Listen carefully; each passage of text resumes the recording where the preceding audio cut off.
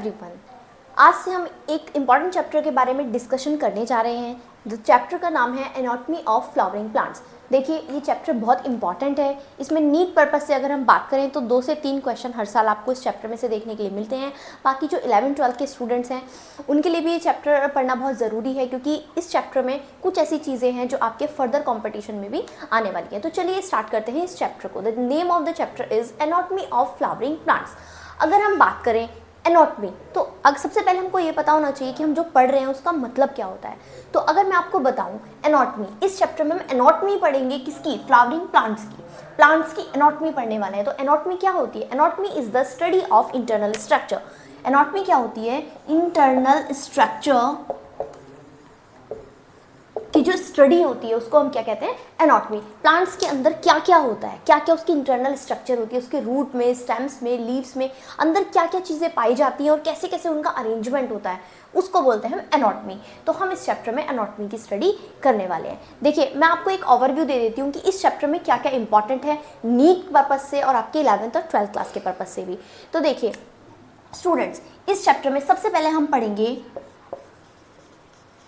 Tissue and tissue system. सबसे पहले हम स्टडी करेंगे टिश्यू की और टिश्यू सिस्टम की। इसके बाद इस चैप्टर में एक इम्पॉर्टेंट चीज़ और आ जाती है, जो है हमारा टीएस पढ़ना ज़रूरी होता है हमको। ट्रांसफर सेक्शन इसको बोलते हैं। टीएस पढ़ेंगे हम किसका? मोनोकॉट का और डाइकॉट का। हमको एनाटॉमी पढ़नी है मोनोकॉटिलिडनस प्लांट की एंड डाइकॉटिलिडनस प्लांट की। तो इस चैप्टर में ये चीज़ें बहुत इंपॉर्टेंट आ जाती हैं। अब अगर हम 11th क्लास के पर्पस से बात करें तो इसमें एक सेकेंडरी ग्रोथ का टॉपिक और होता है।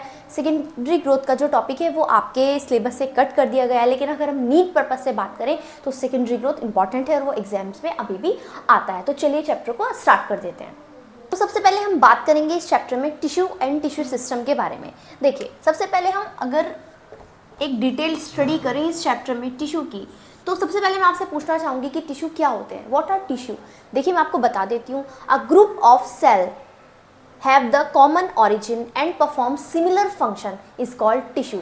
टिश्यू क्या होते हैं? जो हमारी सेल्स होती है, सेल्स के बहुत सारे जो ग्रुप हो जाते हैं, मतलब सेल क्या करती है? डिवाइड करती है और बहुत सारा ग्रुप बना लेती है अपनी सेल्स का। तो उस स्ट्रक्चर को बोलते हैं टिश्यू।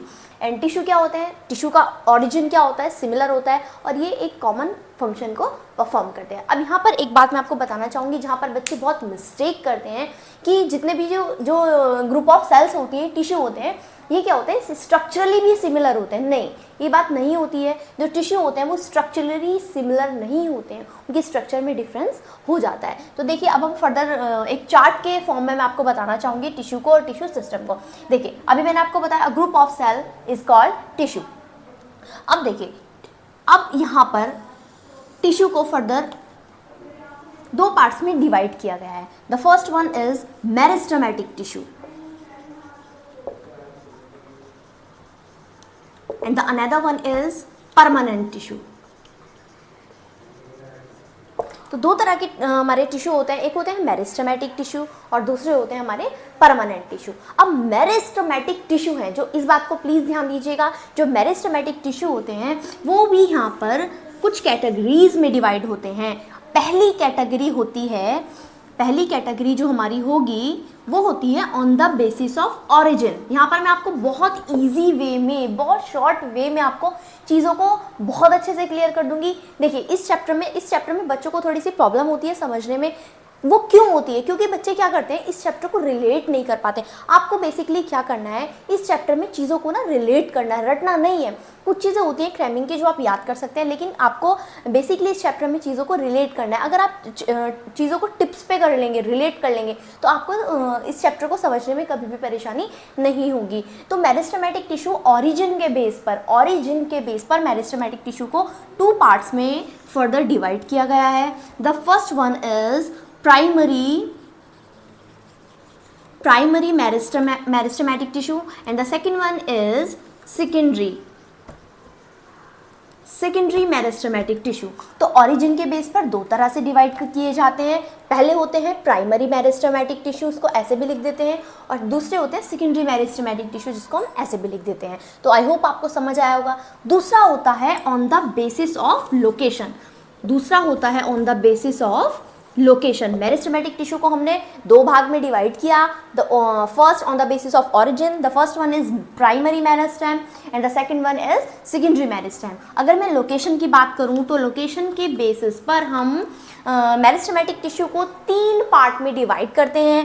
पहले होते हैं हमारे एपिकल मेरिस्टम, कौन सा होता है, एपिकल मेरिस्टम। दूसरा होता है हमारा इंटरकैलेरी, दूसरा होता है intercalary and the third one is lateral meristem, third होता है हमारा लेटरल मेरिस्टम। तो आपको आई होप ये बात समझ आ गई होगी कि टिश्यू दो भाग में डिवाइड किए जाते हैं। The first one is meristematic tissue and the another one is permanent tissue. Meristematic tissue को हम ओरिजिन के बेस पर दो भाग में डिवाइड करते हैं। पहले होते हैं primary meristem and the another one is secondary meristem. Location के बेस पर तीन तरह के मेरिस्टेमेटिक टिश्यू होते हैं, apical meristematic tissue, intercalary meristematic tissue and lateral meristematic tissue. अब अगर मैं आपको इस मेरिस्टेमेटिक टिश्यू की डेफिनेशन बताऊं, मतलब मेरिस्टेमेटिक टिश्यू होते क्या हैं, क्या प्रॉपर्टी है मेरिस्टेमेटिक टिश्यू की, तो देखिए मेरिस्टेमेटिक सेल्स, मेरिस्टेमेटिक टिश्यू ऐसे टिश्यू होते हैं, ऐसी सेल्स होती हैं जिनका काम होता है डिवीजन करना। इनको डिवाइडिंग टिश्यू भी कहते हैं, नोट द पॉइंट, इनको डिवाइडिंग टिश्यू भी कहते हैं because they have the property to divide.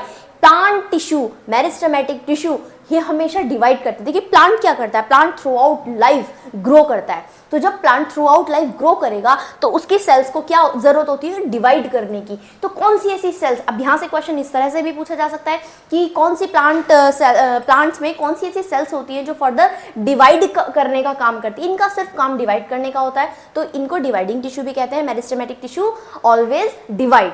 अब बात करूं अगर मैं परमानेंट टिश्यू की, तो परमानेंट टिश्यू डिवाइड नहीं करते। देखिए यहां से एक क्वेश्चन और आएगा, मैं अभी आपको फर्दर बताऊंगी। Permanent tissue do not divide, usually they do not divide, but if needed they can be converted into meristematic tissue and can divide. देखिए परमानेंट टिश्यू डिवाइड नहीं करते, लेकिन जब जरूरत पड़े, अगर प्लांट को जरूरत पड़ती है तो ये डिवाइड भी कर सकते हैं, ये कन्वर्ट हो सकते हैं मेरिस्टेमेटिक टिश्यू में और उसके बाद ये डिवाइड कर सकते हैं। But basically permanent tissue do not divide और meristematic tissue always divide. I hope आपको ये चीजें क्लियर हो गई होंगी। अगर मैं अब आपको परमानेंट टिश्यू का चार्ट बना के बताऊं तो देखिएगा, जो परमानेंट टिश्यू होते हैं, परमानेंट टिश्यू हमारे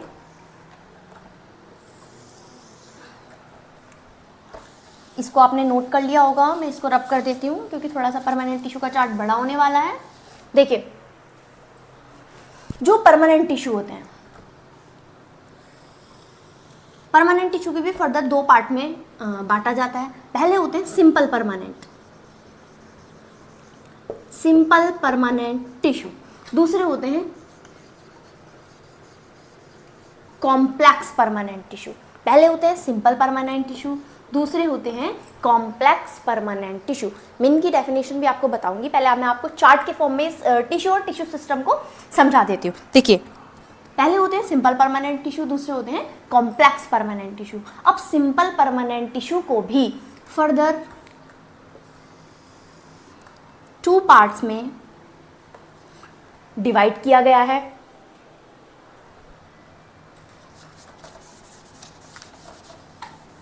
देखिए पहले होते हैं एपिडर्मल सिंपल परमानेंट टिश्यू और दूसरे होते हैं हमारे ग्राउंड टिश्यू। देखिए पहले होते हैं हमारे एपिडर्मल परमानेंट टिश्यू और दूसरे होते हैं हमारे ग्राउंड टिश्यू। तो आपको आई होप ये समझ में आ गया होगा कि सिंपल परमानेंट टिश्यू होते हैं वो दो तरह से डिवाइड किया जाता है, एक तो एपिडर्मल और दूसरा ग्राउंड टिश्यू। अगर मैं बात करूं कॉम्प्लेक्स परमानेंट टिश्यू की, तो कॉम्प्लेक्स परमानेंट टिश्यू के अंडर आते हैं हमारे दो कैटेगरी। दो, पहली होती है हमारी जाइलम और दूसरी होती है हमारी फ्लोएम। तो simple permanent tissue, complex permanent tissue. Simple permanent tissue दो तरह के होते हैं, एपिडर्मल टिश्यू और ग्राउंड टिश्यू। और जो ग्राउंड टिश्यू होते हैं इनको फर्दर, ग्राउंड टिश्यू को भी फर्दर तीन पार्ट में डिवाइड किया गया है, जो आपने अच्छे से पढ़ा होगा 9th क्लास में भी। पहले होते हैं हमारे पैरेन्काइमा, दूसरे होते हैं हमारे कॉलनकाइमा और तीसरे होते हैं हमारे स्क्लेरेन्काइमा।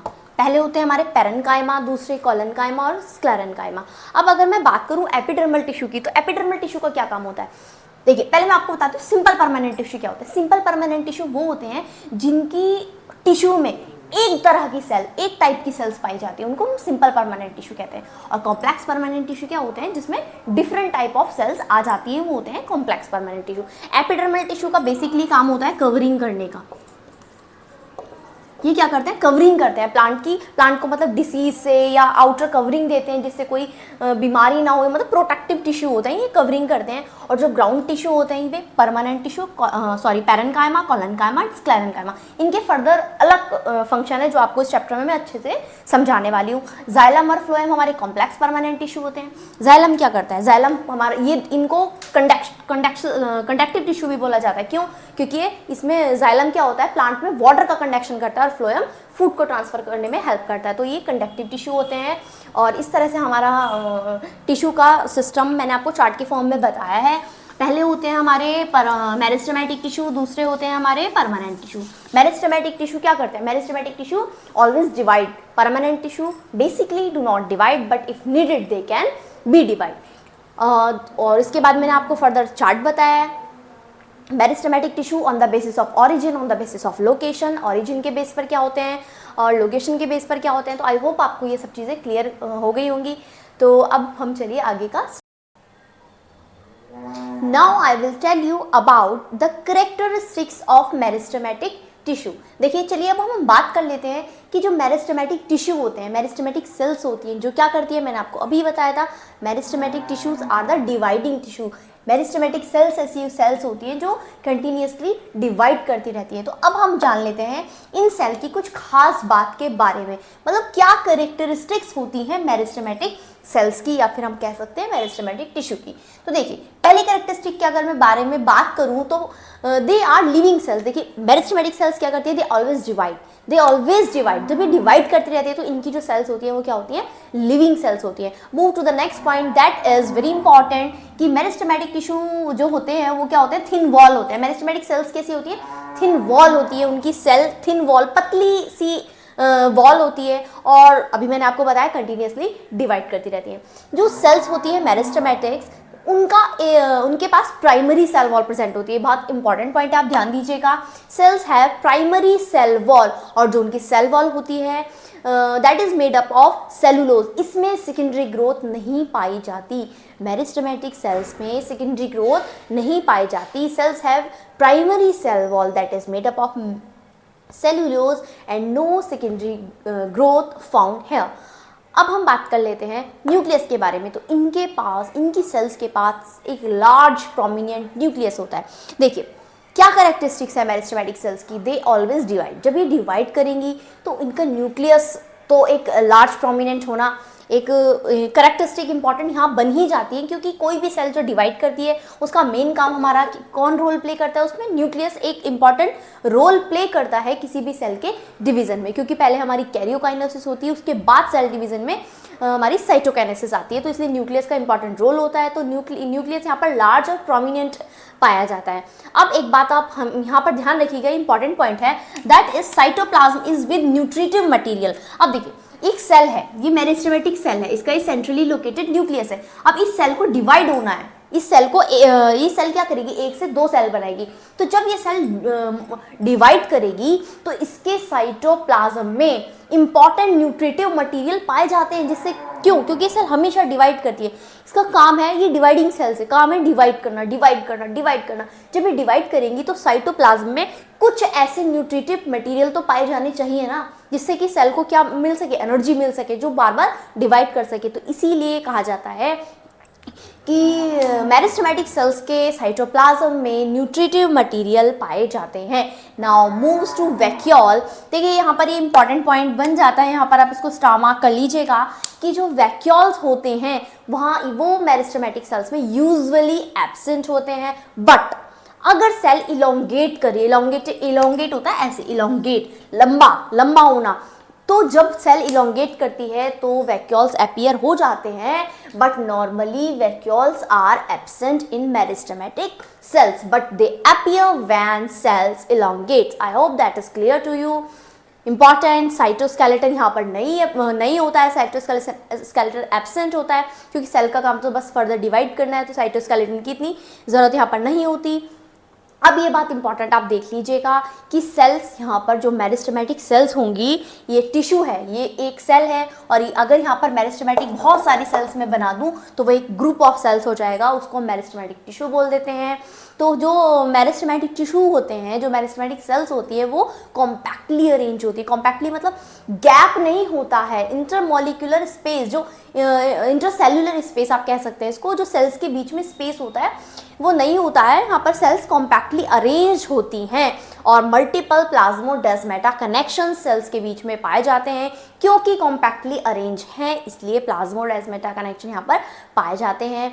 तो ये मैंने आपको बताई हैं मेरिस्टेमेटिक टिश्यू, मेरिस्टेमेटिक सेल्स की कैरेक्टरिस्टिक्स। अब हम फर्दर बात करेंगे इनकी ओरिजिन के बारे में और लोकेशन के बारे में। ओरिजिन के बेस पर मैंने आपको बताया था प्राइमरी मेरिस्टेम होते हैं, सेकेंडरी मेरिस्टेम होते हैं। तो प्राइमरी मेरिस्टेम क्या होते हैं और सेकेंडरी मेरिस्टेम क्या होते हैं, सेकेंडरी मेरिस्टेम कहाँ से आए हैं, ये क्वेश्चन नीट में ज़रूर आता है, इंपॉर्टेंट क्वेश्चन है। मैं आपको फर्दर अपनी नेक्स्ट लेक्चर में ये बात आपको सब अच्छे से समझाने वाली हूँ। देखिए बच्चों, ये चैप्टर बच्चों को थोड़ा टफ लगता है क्योंकि चीज़ें थोड़ी सी हम इमेजिन नहीं कर पाते हैं, लेकिन आप मेरे साथ अगर लगे रहेंगे इस चैप्टर को पढ़ने में तो मैं बहुत ईजी चुटकियों में आपको ये चैप्टर करा दूंगी और सारी चीज़ें आपकी टिप्स पर होंगी। आप इस चैप्टर को जब कंप्लीट कर लेंगे तो आप बिल्कुल पाएंगे कि आपको इस चैप्टर को पढ़ने की दोबारा ज़रूरत नहीं पड़ेगी। मैं आपको नीट के पर्पज़ से ये चैप्टर कराऊंगी, आपको इंपॉर्टेंट सारे क्वेश्चंस कराऊंगी जो भी नीट में आते हैं। इसकी हम एक ऑब्जेक्टिव सीरीज़ लगाएंगे, ऑब्जेक्टिव सारे क्वेश्चंस लगाएंगे। तो लेकिन उससे पहले आपको चीज़ों को लिंक करना होगा, आपको चीज़ों को रिलेट करना होगा। जब आप इस चैप्टर को इमेजिन करके रिलेट कर पाएंगे तो आपको कभी भी इस चैप्टर को समझने में परेशानी नहीं होगी। तो चलिए आज मेरिस्टेमेटिक टिश्यू की कैरेक्टरिस्टिक्स के साथ इस वीडियो को यहीं पर एंड करते हैं। अगर आपको लेक्चर अच्छा लगा, आपको समझ आया, तो प्लीज़ मेरे चैनल को सब्सक्राइब कर दीजिएगा, वीडियो को लाइक कर दीजिएगा और कमेंट कीजिएगा। आपको कुछ भी क्वेश्चन पूछना होगा तो आप मुझे कमेंट कर सकते हैं, मैं आपको रिप्लाई करने की पूरी कोशिश करूँगी। तो मिलते हैं आपसे अपने नेक्स्ट लेक्चर में, तब तक के लिए bye, take care, all the best.